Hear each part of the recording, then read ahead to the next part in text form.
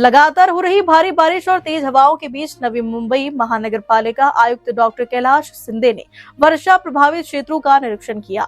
दीघा से बेलापुर तक विभिन्न इलाकों का दौरा कर उन्होंने जलभराव, सड़कों की स्थिति और राहत कार्यों की समीक्षा की।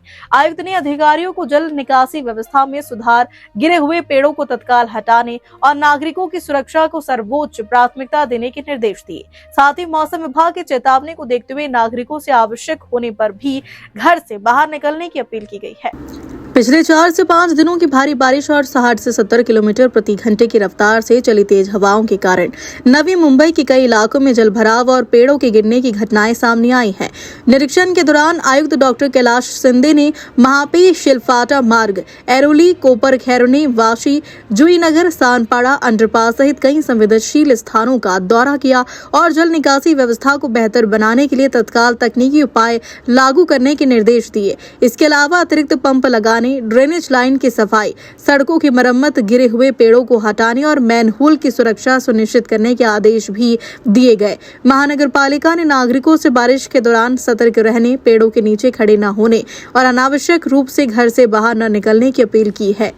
आपल्याला सर्वांना माहिती आहे की मागचे 4-5 दिवस जवळजवळ दररोजचा 200 mm हा रेनफॉल इथे होतो आणि मुळात नवी मुंबईमध्ये 2-3 ठिकाणी पाणी साचण्याच्या मोठ्या प्रमाणात तक्रारी येतात। हा एक महापे शिलफाटा जो ब्रिजच्या बाजूचा भाग आहे आणि एक ऐरोली जंक्शनचं जो टी जंक्शन आहे, हे 2 महत्त्वाचे पॉईंट्स होते। आमची सगळी यंत्रणा याच्यावर काम करत होते, पण इथे मला लक्षात आलं की हा जो आपण लेफ्ट साईडला जो ब्रिज आहे, हा ब्रिजच्या खाली एक नाली आहे आणि तीच बंद आहे। तर ती ओपन करण्याचं काम चालू आहे, त्याच्यामुळे मला वाटतं की हे होईल।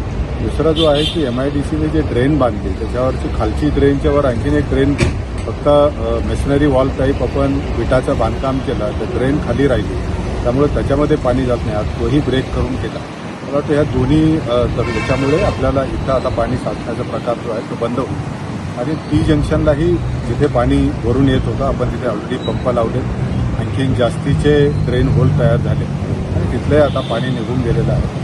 इतरत्र खूप मोठ्या प्रमाणात झाडं पडण्याच्या तक्रारी खूप मोठ्या प्रमाणात आहेत। तर त्या सगळ्या 2 दिवसामध्ये पूर्ण 100% झाडांची कटाई करून ते आज जवळजवळ आजच्याच तारखेला वॉरफुटिंगवर पाऊस उघडल्यामुळे आज आपण ते करतो। एखादे 2 राहिले जे सुकलेले फक्त वाकलेली झाडं आहेत, ती पण काढण्याचं आम्ही सांगितलेलं आहे। त्याच्या व्यतिरिक्त रस्त्यावर मातीचं प्रमाण खूप आलेलं आहे, कारण पावसाच्या वेळेमध्ये तर ही सर्व मातीसुद्धा काढून घ्यायचं सांगितलेलं आहे। कुठेही मॅनहोल ओपन राहणार नाहीत हेही आपल्याला सांगितलं आणि ज्या ज्या ठिकाणी लहान मोठे आता खड्डे पण तयार व्हायला लागलेले आहेत रस्त्यावर, हेही लगेच आपल्याला 2 दिवसामध्ये सगळे बंद करून सगळं त्याच्यावर पण आपण उपाययोजना सांगितलेलं आहे की मला खात्री आहे की ह्या 2 दिवसामध्ये पूर्ण जो काही 4 दिवसाचा 5 दिवसाच्या पावसाने जे काही रस्त्यावर आलेले अडचणी आहेत त्या दूर होतील। रस्त्याच्या बाजूची झाडांची जी वाकलेली आहेत किंवा काही पडलेली आहेत ती सुद्धा आपण क्लिअर करतो आणि हे जे 2 मुख्य वॉटर लॉगिंग पॉईंट होते ते सुद्धा आपण क्लिअर करतो। नागरिकांना आपण सगळ्या नागरिकांनी खूप सहकार्य केलं, मी त्यांचा खरोखर धन्यवाद मानतो।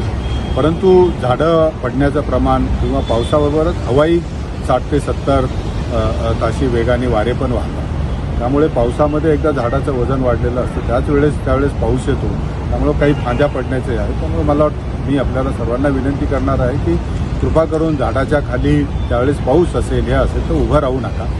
आपले वाहनं जे आहेत ती झाडांच्या खाली लावू नका, कारण जी महत्त्वाची आपलं त्याचंही नुकसान होतं। तर नागरिकांनी तिथे सहकार्य करावं एवढी एक अपेक्षा आम्ही या निमित्ताने आपल्याकडून व्यक्त करतो।